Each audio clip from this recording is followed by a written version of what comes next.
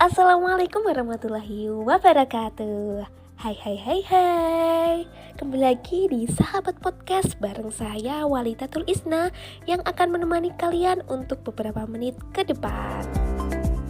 Ngomongin masalah UAS, pasti kalian sedang dilanda dilema UAS ya. Ya nggak apa-apa teman-teman, it's okay. Memang saat ini sedang musimnya, ya dinikmatin aja. Nah, daripada kalian bosen mikirin UAS, aku mau ajak kalian nih untuk flashback tentang materi perkuliahan. Siapa tahu bisa jadi bahan referensi buat kalian kerjain UAS di rumah. Nah, kali ini aku mau bahas mata kuliah manajemen strategi. Nah, di mata kuliah ini nih ada beberapa materi yang menurutku sangat membantu untuk kinerja kita ke depan, apalagi kalau kita mau terjun di dunia pendidikan. Untuk terjun di lembaga pendidikan, kalian harus tahu ya bagaimana pengendalian strateginya, terus bagaimana cara implementasinya. Nah, sebelumnya ngomongin masalah pengendalian strategi, apa sih pengendalian strategi itu? Nah, pengendalian strategi itu adalah metode atau analisis yang digunakan untuk memantau atau mengevaluasi dan memodifikasi strategi dalam penyesuaian kegiatan organisasi. Nah, dari pengendalian strategi itu juga ada beberapa prosesnya. Prosesnya itu apa saja? Prosesnya ada beberapa proses ya. Yang pertama itu kalian harus bisa menentukan apa yang dikendalikan, kemudian menetapkan standarnya, kemudian ada mengukur kinerjanya, kemudian ada membandingkan kinerja dengan standar, lalu menentukan alasan penyimpanan, dan yang terakhir ada kalian harus bisa melakukan tindakan koreksi. Nah, kalau kalian sudah tahu bagaimana prosesnya pengendalian strategi, kalian juga harus tahu pendekatan yang dilakukan dalam pengendalian strategi. Nah, pendekatan dalam pengendalian strategi ini ada dua, yaitu yang pertama pendekatan secara tradisional, yaitu didasarkan untuk feedback. Terus ada pendekatan kontemporer, yaitu pentingnya evaluasi lingkungan atau internal dan eksternal yang berkelanjutan untuk melihat tren dan kejadian penting yang memberikan sinyal untuk memodifikasi sasaran dan tujuan dalam organisasi tersebut.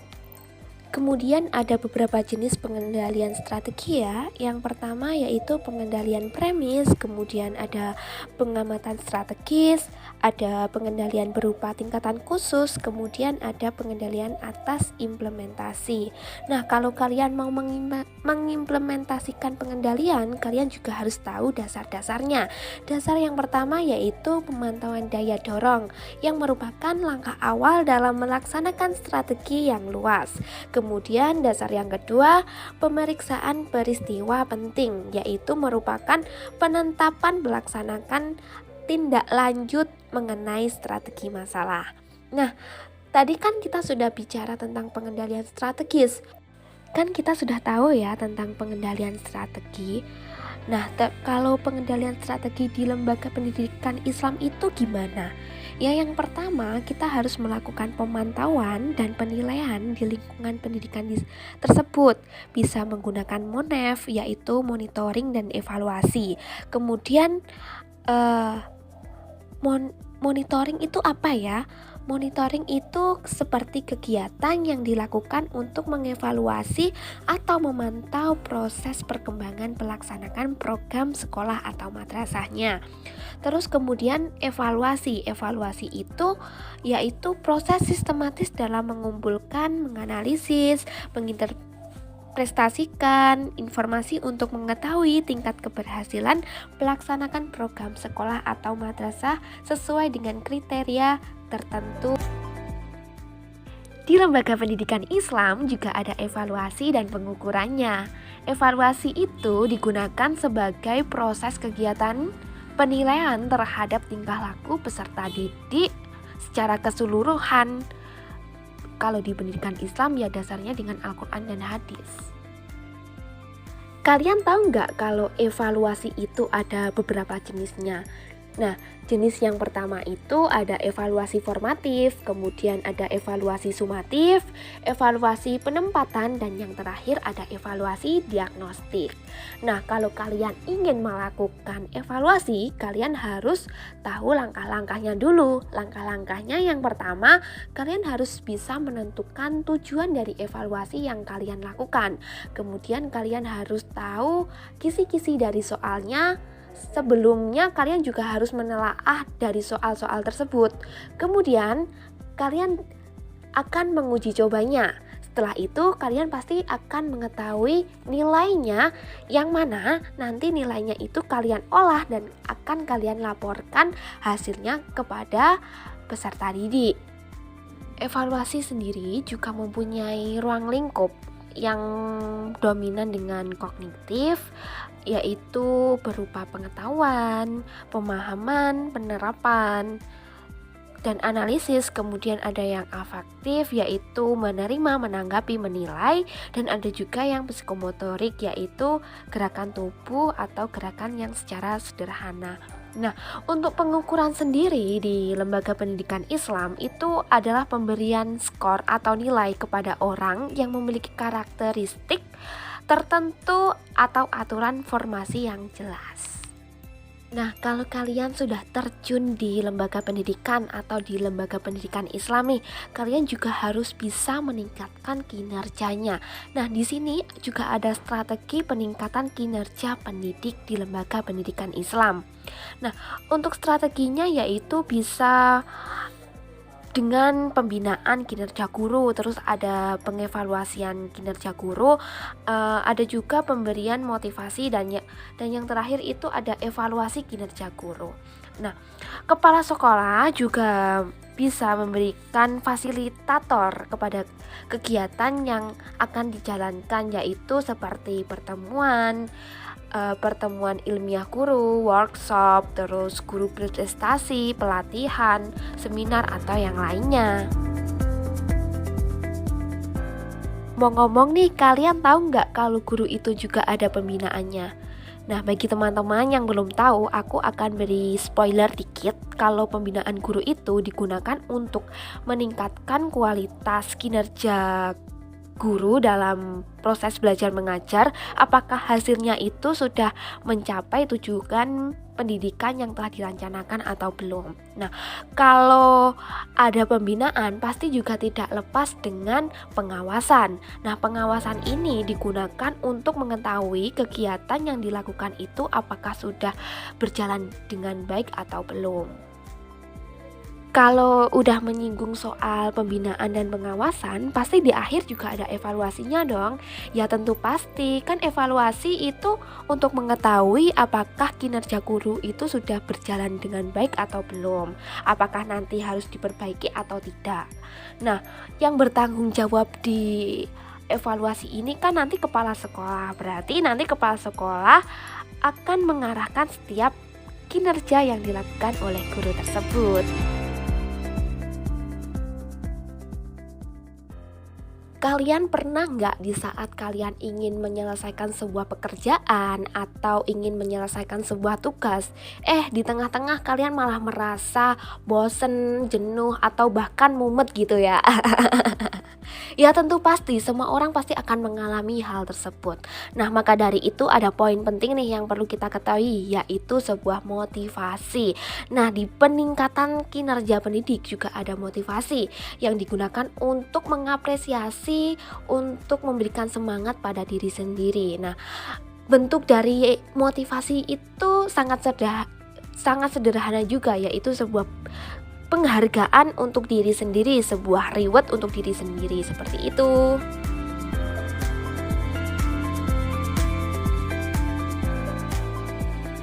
Ya, itu tadi adalah strategi yang digunakan untuk meningkatkan kinerja pendidik. Nah, tenaga pendidik juga nggak mau kalah dong, ada strategi yang digunakan untuk meningkatkan kinerjanya, yaitu strateginya bisa berupa pengetahuan, kemampuan, keterampilan, sikap diri, dan pengembangan kebiasaan diri. Nah, kalau strategi tersebut sudah terrealisasikan atau sudah diterapkan, pasti tenaga pendidik juga akan menghasilkan sebuah prestasi yang sesuai dengan bidangnya. Nah, ada juga nih faktor-faktor yang mempengaruhi dari strategi peningkatan kinerja tenaga pendidik. Nah, faktornya ada dua, yaitu faktor internal dan faktor eksternal. Faktor internal itu berasal dari dalam diri kita, yaitu yang dominan dengan motivasi yang tadi aku sudah jelaskan di awal.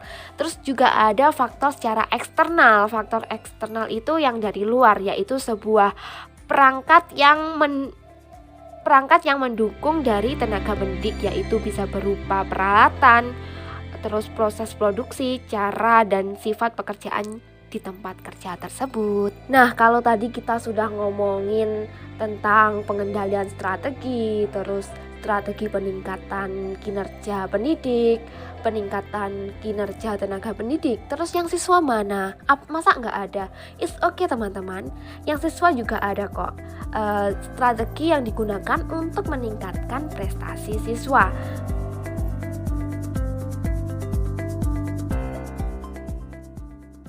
Sebelumnya kalian tahu nggak sih apa itu prestasi? Ya, prestasi itu adalah sebuah hasil usaha yang telah dikerjakan. Terus bagaimana caranya meningkatkan prestasi siswa?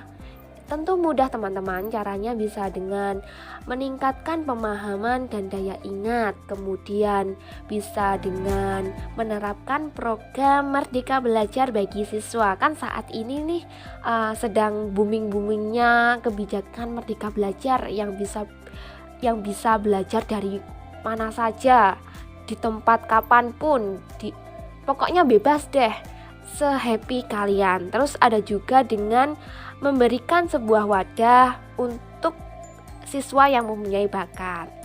Nah, dari strategi tersebut juga ada faktor yang mempengaruhi prestasi siswa. Faktornya ada 3, yaitu ada faktor internal, eksternal, dan faktor pendekatan belajar. Yang faktor internal itu meliputi jasmani, psikologi, terus dan juga kelelahan. Terus yang eksternal itu ada dari keluarga, lingkungan, sekolah, dan juga masyarakat. Dan faktor yang terakhir adalah faktor pendekatan belajar, yaitu meliputi strategi atau metode yang digunakan siswa saat melakukan kegiatan belajar mengajar. Wah, kalau strategi tadi sudah dijalankan, sudah diterapkan, dan mendapatkan hasil feedback yang luar biasa, pasti lembaga pendidikan akan sangat terkenal. Dan tentunya akan dikenal oleh masyarakat luas. Dari situ masyarakat akan mengincar lembaga pendidikan tersebut, seperti halnya dengan menjalin sebuah kerjasama. Nah, untuk menjalin kerjasama dengan masyarakat luar, lembaga luar atau organisasi luar, ada juga strategi yang perlu diperhatikan. Tujuannya apa sih kok ada strategi?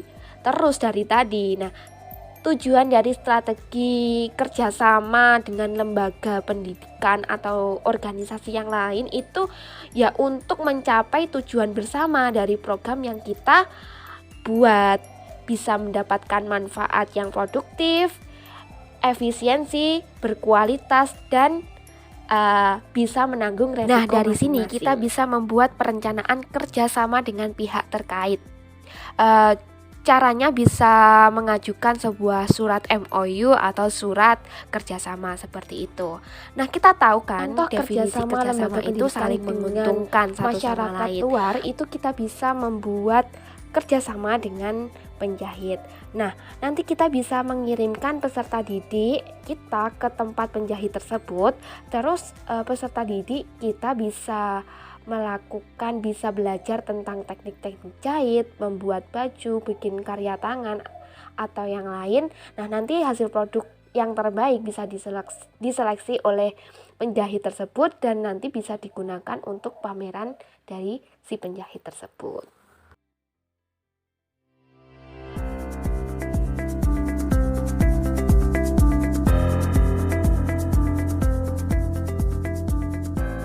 Baik sahabat podcast, tidak terasa kita sudah di penghujung perbincangan kita pada kali ini. Terima kasih buat sahabat podcast yang sudah setia stay tune mendengarkan, dan mohon maaf bila ada kesalahan kata selama saya menemani kalian. Buat yang sedang UAS, tetap semangat, cepat dikerjakan UASnya agar tidak jadi beban hidup buat kalian. Sebelum saya tutup, saya ada sedikit quotes buat kalian semua, yaitu lakukan apa yang bisa dan perlu kamu lakukan saat ini, karena belum tentu di kemudian hari kamu bisa melakukannya. Terima kasih, sampai jumpa di podcast berikutnya. Saya Walitatul Isna, pamit undur diri. Wassalamualaikum warahmatullahi wabarakatuh.